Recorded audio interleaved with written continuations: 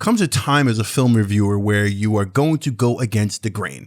And it feels weird because you see a movie that got crazy certified fresh ratings on Rotten Tomatoes, 98%, and everyone's talking about it. And every single review you come across is just lauding it as like, oh, wow, it's great in every single aspect. And you're hard pressed to even find any negative review. Why would you want to find a negative review? I'll tell you why. Because you feel like yourself, you don't think it was that great. So you're like, is it just me? Does anyone else feel the way I feel? And then you got to have the courage to do a film review because you have a film review channel and you love film and you're a film fan and you just feel awkward. Doesn't matter. I got the courage to go through it. We're going to do it next right here on Film Fan.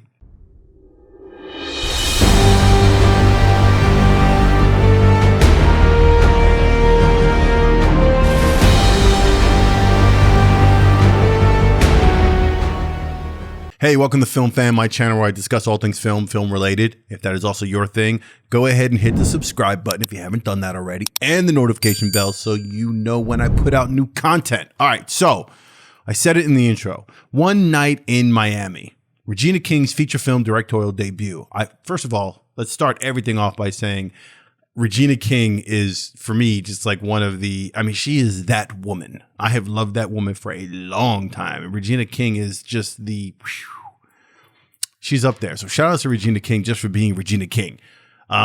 This is a film that I got a chance to watch this. I didn't see it right away when it came out. I know this might be maybe this is old, but I wanted to get to it because I just saw the movie probably about a week or so ago.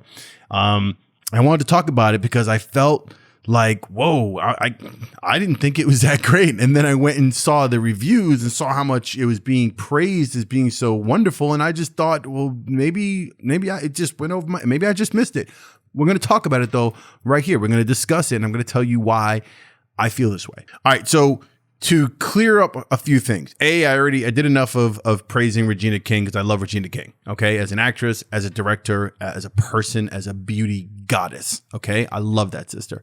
So as a directorial debut for feature film, I think she did a great job. I don't think this is a poorly directed film at all. So my critique here is not about, oh yeah, the directing was lame or the shots were this way or that way. And it just seemed to be, it wasn't put together.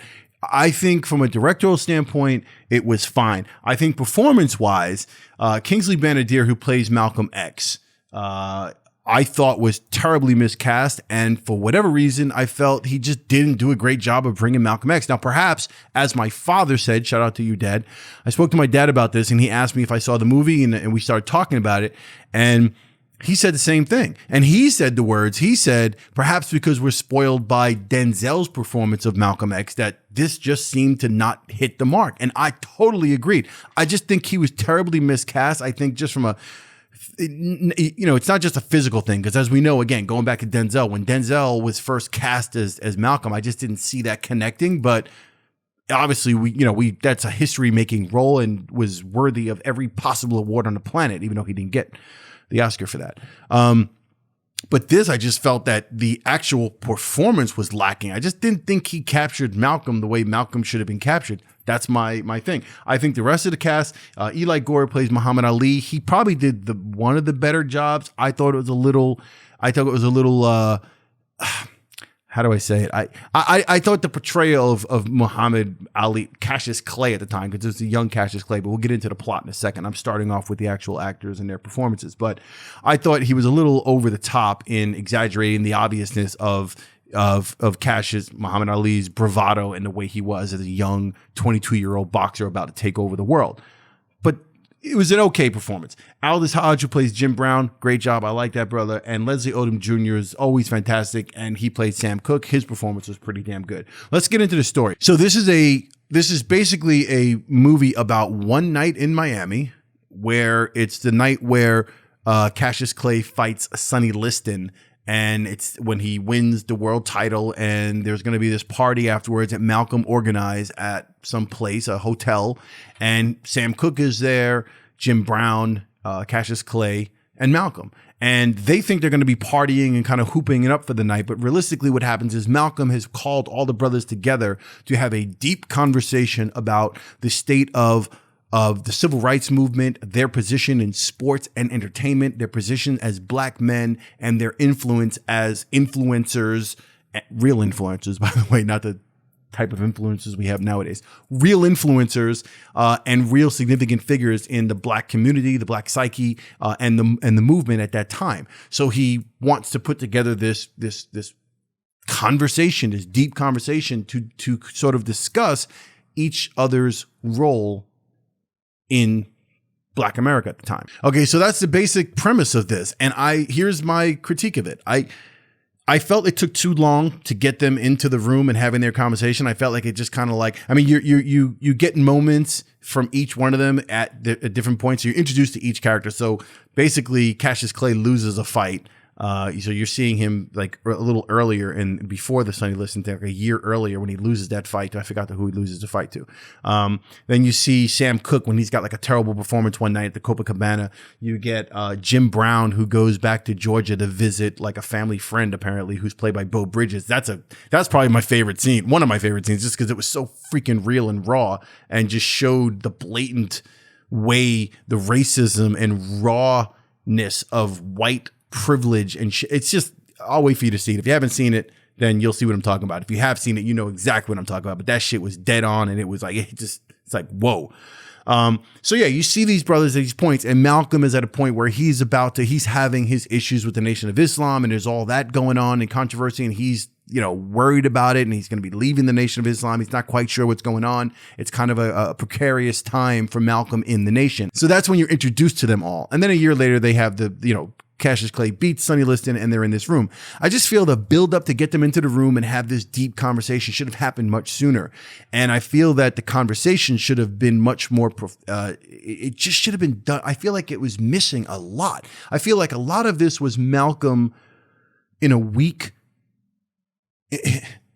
with a weakness, portraying a weakness that I've never associated Malcolm X with, and I've never seen from Malcolm X ever. In reading the autobiography, in seeing him portrayed in Spike's movie and Denzel's performance, and every audio clip and every video clip I've ever seen, every book, everything I know about Malcolm, this is the first time I felt like he was like weak. I did not feel that he was this strong leader putting these brothers together and like the elder statesman in the room that could put these figures together and have this conversation with them. I just felt that he was more or less pleading with them to get them together. And then the whole thing was an attack on Sam Cooke, as far as I'm concerned.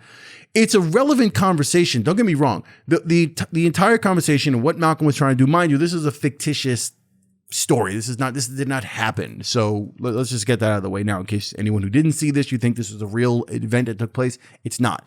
So I just felt like it was Malcolm's attack on Sam Cooke, who was this artist who was basically pandering towards white people and making money doing what he did, singing for white people. And it was Malcolm pointing out that, oh, brother, you could do so much more and you should have more soul in your music. Now, I'm not saying that Malcolm was wrong, but Sam Cooke also pointed out a lot of behind the scenes stuff and what he owns as far as like how he did control a lot and how he did have an impact on the black community and what he was doing. And maybe it was a little more surreptitious and sort of behind the scenes as opposed to what Malcolm wanted. And Malcolm kind of wanted this more upfront, like be more black man representing the black community kind of thing.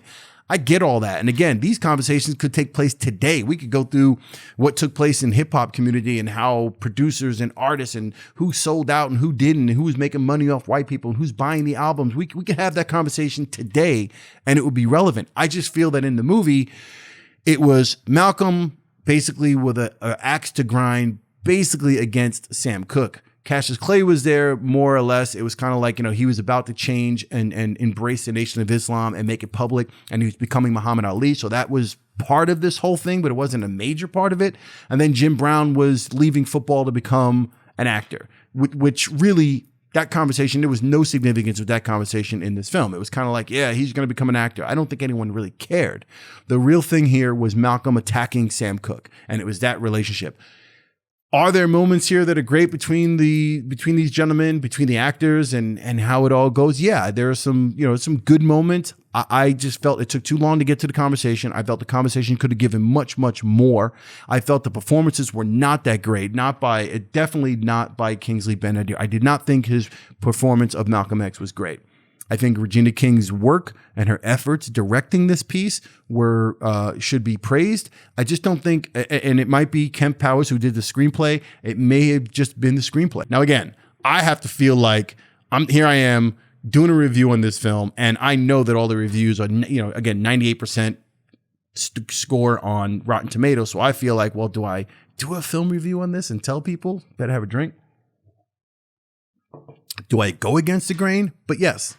So I want to address that. I think it's important as artists, as film reviewers, as people with opinions there's going to be moments where you do not agree with the status quo. And you have to have the courage to say, well, yeah, I'm going to tell you what I think of it, and have that debate, have that discussion. That's what makes it fun. That's what makes the beauty of this whole thing. That's why some time ago I mentioned that I might want to start doing more live type conversations about films, or having a guest where we discuss or debate a film. Because I think in the debate process, you learn more and you explore more, and it's a little more fun. Me giving you my opinion on it, sometimes, it's just me talking about it. Whereas if I was debating this and having a great discussion with someone else, I feel it would play much better. But either way, I stand by what I say.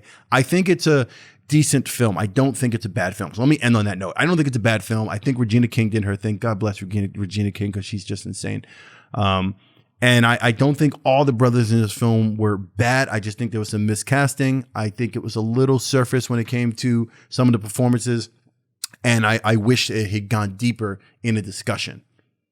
That's it. That's my take. What I really want to see is the night in New York, May 24th, I think it was 1963, when Robert F. Kennedy and James Baldwin and Lena Horne and Harry Belafonte and Rip Torn back in the, like, all these people got together to have a discussion with Robert Kennedy about, Robert Kennedy called a meeting in an apartment in New York to discuss, you guys know the history, but anyway, to discuss race relations and such. And it did not go well. It was not a good night. And I'd love to be a fly on the wall for that discussion and be in the room for that night. So whoever's watching this, maybe Regina might catch this, and maybe she'll be like, you know what? I'm going to do that project next. Anyway, if you like this video, hit the like button. All right. If you didn't like it, hit the thumbs down. All right. I could take it. All right. But if you saw the movie, let me know in the comments what you thought. All right. And be real with it. And if you haven't subscribed yet, go ahead and hit the subscribe button, and I'll see you on the next Film Fan.